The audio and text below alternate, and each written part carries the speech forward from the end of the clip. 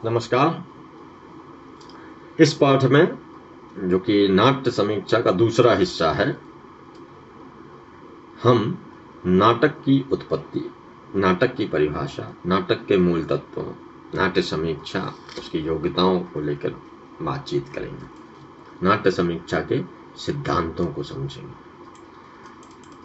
पहले हम जानेंगे कि नाटक का उद्भव किस तरह से हुआ। यूनान और दूसरे देशों की तरह भारत में भी नाटक का उद्भव धार्मिक अनुष्ठानों से हुआ। धार्मिक कृत्यों को, जिनमें कोई न कोई नाट्य मूलक अभिव्यक्ति होती थी, नाटक का मूल स्रोत माना गया है। भरत मुनि द्वारा ईशा से लगभग 1000 वर्ष पूर्व रचित भरत मुनि के नाट्य शास्त्र में वर्णित भारतीय धारणा के अनुसार एक बार देवताओं ने ब्रह्मा से एक ऐसे मनोरंजन अथवा खेल की रचना करने के लिए प्रार्थना की जिसे सभी लोग देख और सुन सकें। अतः ब्रह्मा ने ऋग्वेद से पाठ्य, आख्यान और संवाद, सामवेद से गीत, यजुर्वेद से अभिनय और अथर्ववेद से रस लेकर एक 5वें वेद नाट्य वेद की अवतारणा की। उन्होंने एक रंगशाला का निर्माण कराया और भरत मुनि से, जिन्हें नाट्य शास्त्र का प्रणेता माना जाता है, रंगशाला में नाट्य सिद्धांतों को क्रियान्वित करके प्रदर्शित करने को कहा। इस प्रकार जो पहला नाटक खेला गया उसमें देवताओं और दानवों का युद्ध दिखाया गया था। इस प्रदर्शन के साथ ही भरत के नाट्य शास्त्र के अनुसार नाट्य मीमांसा का सूत्रपात हुआ, ऐसा माना जाता है। नाटक की परिभाषा।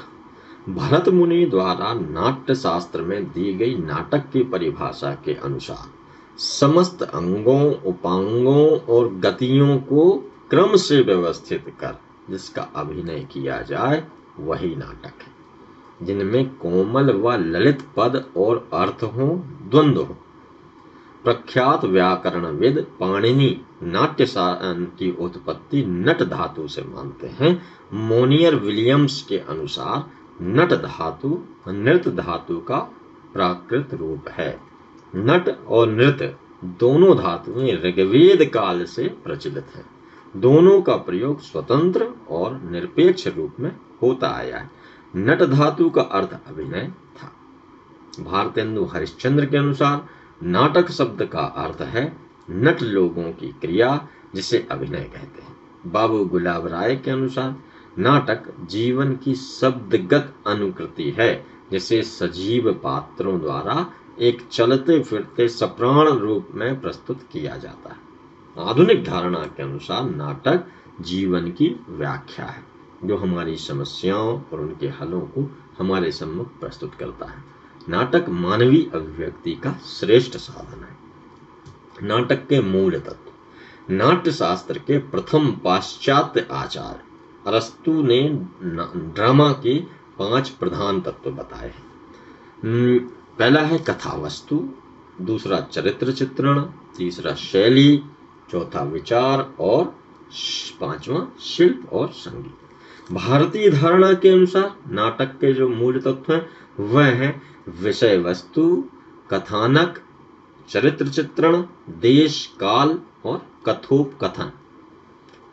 नाट्य भाषा, संवाद, शैली।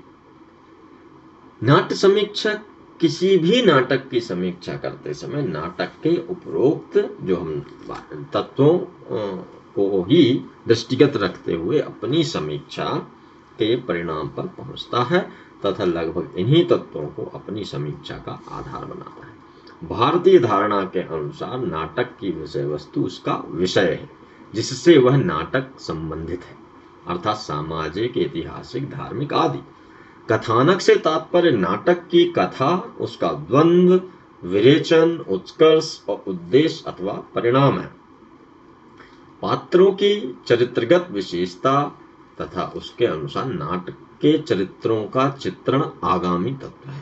तत्पश्चात देश और काल और उसके बाद कथोपकथन, जिसके अंतर्गत नाटक की भाषा और उसके संवाद है। शैली के अधीन नाट्य, शिल्प तथा नाटक की शैली विशेष, जिसमें उसका मंचन किया जाता है। उदाहरण के लिए वास्तविक शैली, प्रयोगात्मक शैली अथवा लोक नाट्य शैली। नाट्य समीक्षा। समीक्षा का अर्थ है सम्यक इच्छा, अच्छी तरह देखना अथवा पड़ताल करना, किसी कला, रचना, विषय के संबंध में प्रतिपादित सिद्धांतों के आधार पर प्रत्येक तत्व का विवेचन करना, अर्थात विभिन्न पहलुओं से उसकी पड़ताल यानी समीक्षा करना। जब नाटक के संबंध में उसकी रचना, उसके स्वरूप, उसके विभिन्न तत्वों, गुण दोष तथा शिल्प आदि का विवेचन किया जाता है, उसे नाट्य समीक्षा कहते हैं। समीक्षक की योग्यताएं एवं उसका कार्य। नाट्य समीक्षक के लिए नाट्य लेखन एवं रंगमंच की जानकारी जरूरी है। समीक्षक का मन संवेदनशील होना चाहिए तथा तर्क क्षमता के साथ उसे नाट्य कला का व्यापक ज्ञान अथवा पृष्ठभूमि की जानकारी होनी चाहिए। नाट्य रचना के विविध तत्वों और रूपों का स्वयं पठन अथवा दर्शन कर दूसरों के लिए उसे द्रष्टव्य बनाना ही समीक्षक का कर्म है। समीक्षक को अपनी दृष्टि में निष्पक्ष होना चाहिए। नाट्य समीक्षा के सिद्धांत। नाट्य समीक्षा के सिद्धांतों का आधार मुख्यतः नाटक के मूल तत्व जो हमने पहले बताया, अर्थात विषय वस्तु, कथानक, चरित्र चित्रण, देश, काल, कथोपकथन तथा शैली है।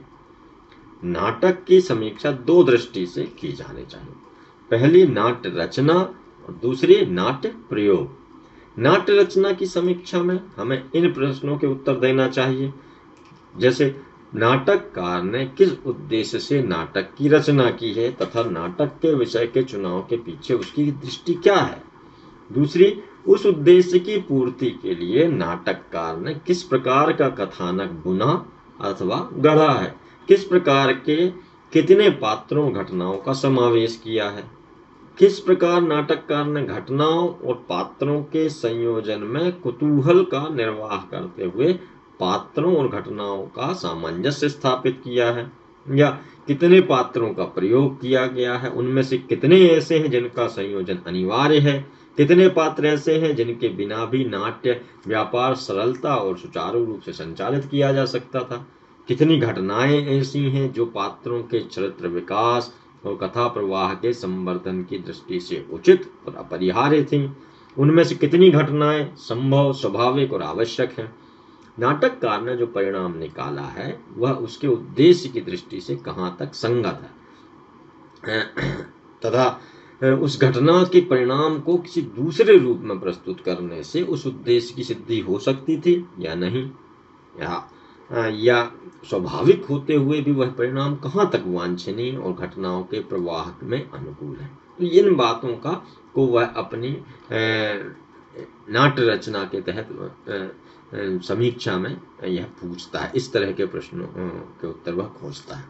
दूसरा, विभिन्न पात्रों के चरित्र चित्रण के लिए प्रयुक्त भाषा शैली का भली भांति परीक्षण करते हुए नाट्य समीक्षक को यह देखना चाहिए कि विभिन्न श्रेणी के पात्र किसी भाषा का प्रयोग करते हैं, वह भाषा उक्त श्रेणी के पात्र की मर्यादा के अनुकूल है या नहीं।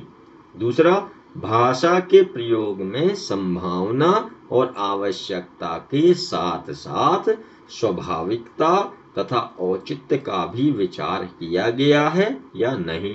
औचित्य से तात्पर्य यह है कि संवादों में परस्पर जोड़ तोड़, उत्तर प्रत्युत्तर की संगति और क्रम ठीक है या नहीं। तीसरा, उसका कितना अंश कथा प्रवाह को आगे बढ़ाने तथा पात्रों का चरित्र स्पष्ट करने के लिए आवश्यक है। चौथा, कितना भाग ऐसा है जिसे निकाल देने से नाटक के सौंदर्य और कथा प्रवाह में किसी प्रकार की कोई त्रुटि उपस्थित नहीं होगी। पांचवा, नाटक के संवादों को सुनकर दर्शक सरलता से उन्हें समझ सकेंगे या नहीं। तो दर्शक को नाटक का आनंद लेने में सबसे अधिक सहायता उसके संवादों से मिलती है। अतः समीक्षक द्वारा संवादों का परीक्षण इसी दृष्टि से करना चाहिए। इसके अतिरिक्त यह भी देखना चाहिए कि गीत, नृत्य, वाद्य आदि का संयोजन कहाँ तक उचित, उपयुक्त और आवश्यक हुआ है। प्रयोग की दृष्टि से नाटक की समीक्षा करते समय यह देखना चाहिए कि नाटककार ने दृश्य विधान इस क्रम से रखा है या नहीं कि नाटक की कथाधारा का क्रम निर्बाध बना रहे। दूसरा, नाटककार ने जो रंग निर्देश दिए हैं वे असंभव या अस्वाभाविक तो नहीं है। तीसरा, रंग निर्देशों ने रंग दीपन तथा अभिनेता के लिए स्पष्ट निर्देश हैं या नहीं। चौथा, नाटककार ने अभिनेता के वाचिक, आंगिक और सात्विक अभिनय के लिए पर्याप्त अवसर दिए हैं या नहीं। पांचवा, समीक्षक को निष्पक्ष भाव से यह देखना चाहिए कि नाटक जिन दर्शकों के लिए लिखा गया है उनकी समझ में आ सकेगा या नहीं। छठवां, नाटक का कथाक्रम ऐसा तो नहीं है कि दर्शक को उसे समझने में कोई कठिनाई हो। सातवां, दृश्य विधान दुरूह तो नहीं है कि नाट्य प्रयोक्ता उसे प्रस्तुत ही न कर सके। आठवां, पात्र विधान जटिल तो नहीं है। नौवां, संवाद विधान कठिन तो नहीं है कि अभिनेता उसमें अभिनय की संभावना ही न पा सके। 10वां, नाटक जिस रंगमंच के लिए लिखा गया है उसके लिए उपयुक्त भी है अथवा नहीं। दर्शकों पर नाटक का क्या प्रभाव पड़ता है, क्या नाटककार अपने उद्देश्य में सफल हुआ। उपरोक्त सभी प्रश्नों के उत्तर देने पर ही जो हमने बताए हैं, पूछे हैं, उससे नाट्य समीक्षा पूर्ण होती है। इस पाठ में बस इतना ही। अगले पाठ में हम पठित नाटक और अभिनीत नाटक की समीक्षा में अंतर को जानें। नमस्कार।